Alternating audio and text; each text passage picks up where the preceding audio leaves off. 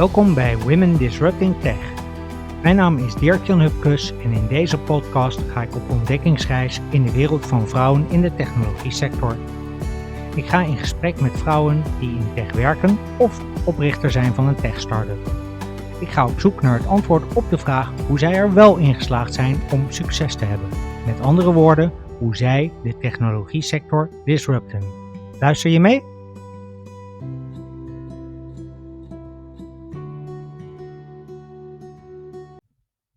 Hey, welcome back to Women Disrupting Tech. Thank you for listening. Usually on Women Disrupting Tech, I interview a woman who is disrupting tech to help her find her voice as a role model and to inspire other women to take the leap into tech. Today's episode is a bit different because it's a solo episode. And it starts with a question that I received on LinkedIn from Silvia van Houten. Silvia is the founder and former CEO of Hout, and she now works as an investor at Polestar Capital. Silvia asked me, "Hi Dirkjan, any inkling jumping out at you why there is such a huge funding gap for female-led startups?" Well, thank you very much for this question, Silvia. I think it's a very interesting topic to dive into, and in the previous 38 episodes, my guests have already shared a lot of wisdom about this. So naturally, over time, I've also started to form my own views on this, and that's what this episode is about. One of these views is that the problem, or part of the problem, is in the funding system for tech startups. In the end, what it boils down to is the fact that women are forced to play a game that is inherently not theirs to play. The rules do not match how women are wired, and they do not represent the rule set that women are brought up with, nor their nature. As a result, the system does not play into their strengths. This system is called the milestone-based funding system, and I wanted to do a short solo about my thesis that this milestone-based funding system is a big reason for the funding gap between female-led startups and male-led or even mixed teams. Before we discuss the milestone-based funding system, let me first provide you with some context on the funding gap. Now, if you look at the numbers on investing in tech startups, you'll see the following stats. Female-led startups, so those are startups that are founded and or led by only women, get about 1 to 2% of the total funding of tech startups. These numbers have been stable for years. Mixed teams, so teams, founding teams and management teams with men and women, historically get about 8 to 12% of the funding.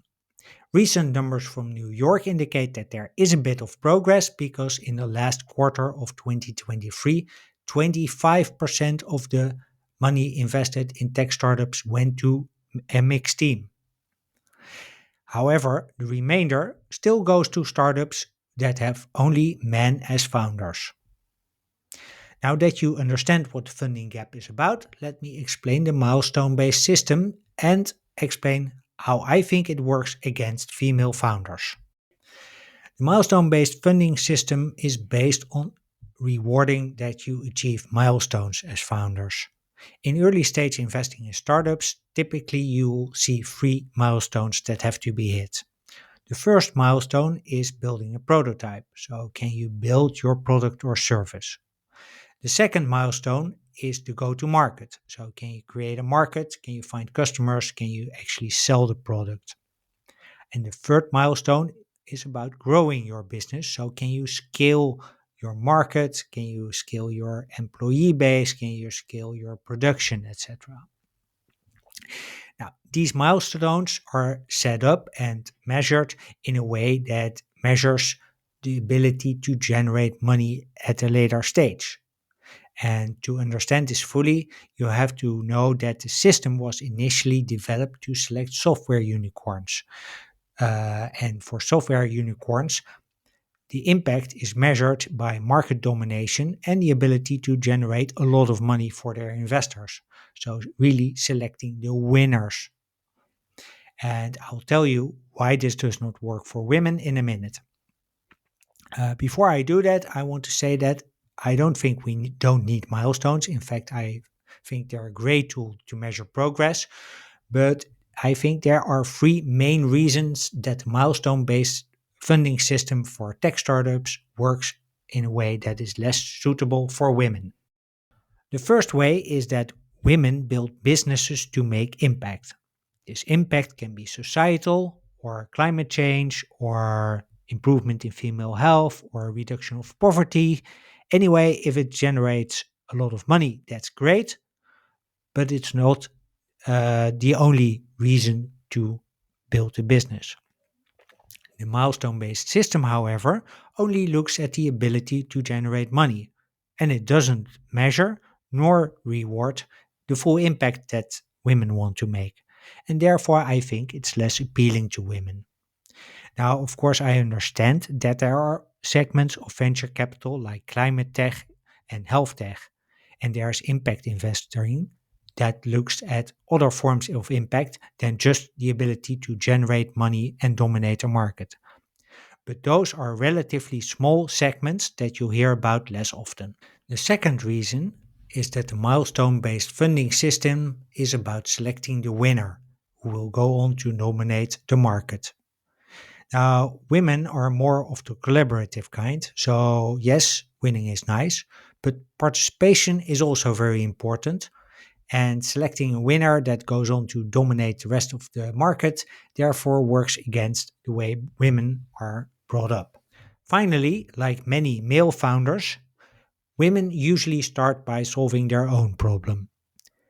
There's nothing wrong with that. In fact, it's encouraged and it helps investors to see how much passion you have for the problem and how knowledgeable you are.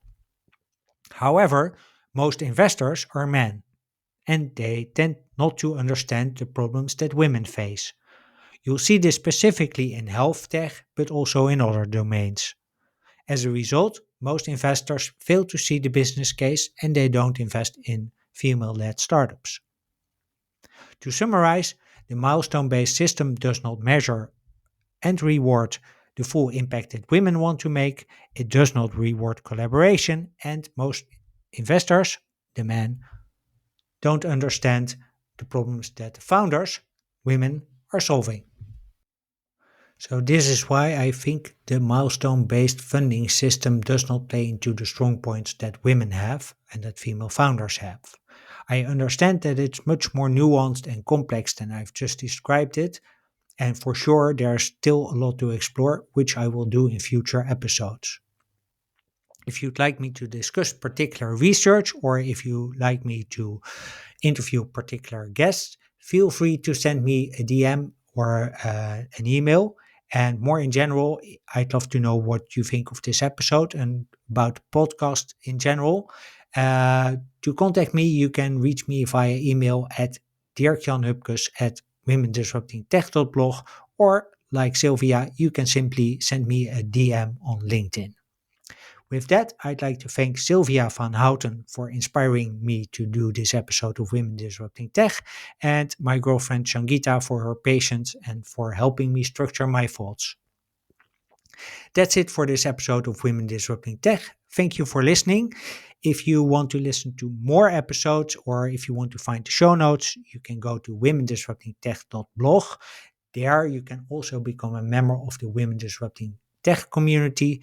And besides getting access to exclusive Women Disrupting Tech events, it also has the benefit that you get an email every Friday morning when a new podcast episode is published.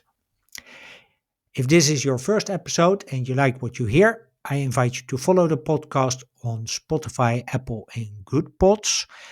And if you are a regular listener, I would invite you to give me a rating or a review, because that way you help other people find the podcast. That's it. Once again, thank you for listening, and I hope to see you in the next episode.